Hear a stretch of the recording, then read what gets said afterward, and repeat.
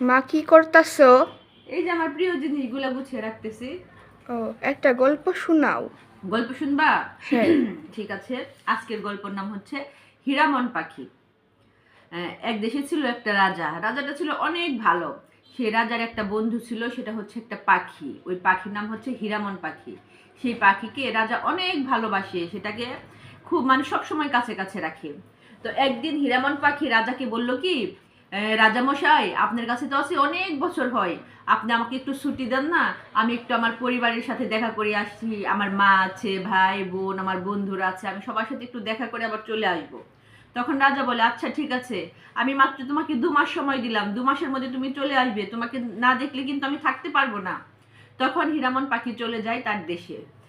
দেশে যাওয়ার পরে হীরামন পাখির মা বাবা ভাই বোন সবার সাথে দেখা করে, সবার সাথে খুব আনন্দে থাকে, খুব ভালো সময় কাটায়। ওইদিকে হীরামন পাখির মা বাবাও হীরামনকে পেয়ে খুব খুশি হয়, আনন্দ করতে করতে 2 মাস কেটে যায়।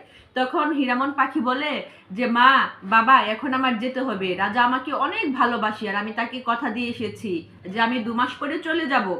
যদি আমি না যাই তাহলে রাজা খুব কষ্ট পাবে।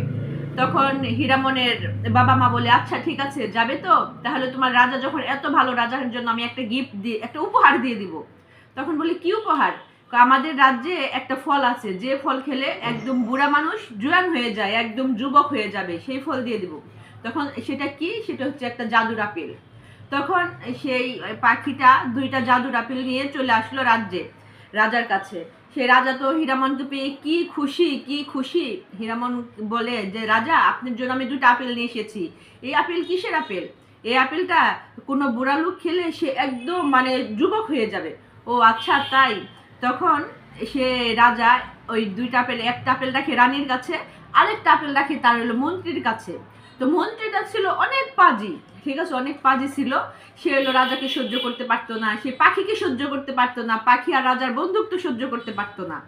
তখন ওই মন্ত্রী কি করলো, ওই আপেলটাকে বিষ দিল। বিষ দেওয়ার পরে রাজার কাছে বলে যে, রাজামশাই, এই বনের পাখিকে বিশ্বাস করা উচিত না। কেন? সেই এই পাখি আপনার বিষে, এই আপনার আপেলে তো বিষ দিতে পারে, আপনি কি মেরে ফেলতে পারে? কই না, এটা হতেই পারে না। মন্ত্রী বলে, আমি গ্যারান্টি দিয়ে বলতেছি যে এটাতে বিষ আছে আছে। তখন সে আপেল, ঠিক আছে, একটা লোককে নিয়ে আসো, এলাকার যত গরিব দুস্থ একদম অসুস্থ লোক আছে তাকে নিয়ে আসো, তাকে খাইয়ে দেখি কি হয়।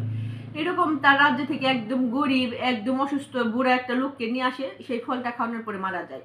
মারা যায় যখন, তখন তো সেই হীরামন পাখির উপরে একদম রাগান্বিত। হ্যাঁ, তুমি আমার বন্দুকটির এই বিশ্বাস রাখলে, তুমি আমাকে মেরে ফেলতে চাও কেন? বলো কি করেছি? এই কথা বললাম। ওকে বলে যে, ওকে যাও আর বন্দি করো, ওই পাখিকে বন্দি করো, কালকে আমি পাখির মৃত্যুদণ্ড দেব। তখন রানী চলে আসে। রানী বলে যে, না, আপনাদের এতদিনের বন্ধুত্ব নষ্ট হতে পারে না, এতে কোনো ষড়যন্ত্র আছে, আমার কাছেও তো একটা আপেল আছে, সেই আপেলটা একটা পরীক্ষা হয়ে যাক।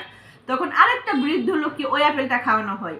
ওই আপেলটা খাওয়ার পরে সেই বৃদ্ধ লোক একদম সুন্দর জুয়ান, একদম যুবক হয়ে যায়। সেটা দেখে তো সবাই অবাক।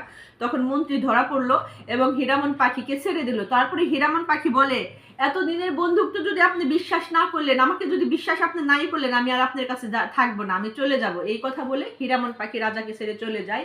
রাজা ডাকে, হীরামন পাখি, যেও না, আমার ভুল হয়েছে বন্ধু, যেও না, বলে কান্না করতে থাকে। আর ওইদিকে হীরামন পাখি উড়তে উড়তে নীল আকাশে মিলিয়ে যায়, আর সেই পাখিকে দেখা যায় না। গল্পটা এখানেই শেষ।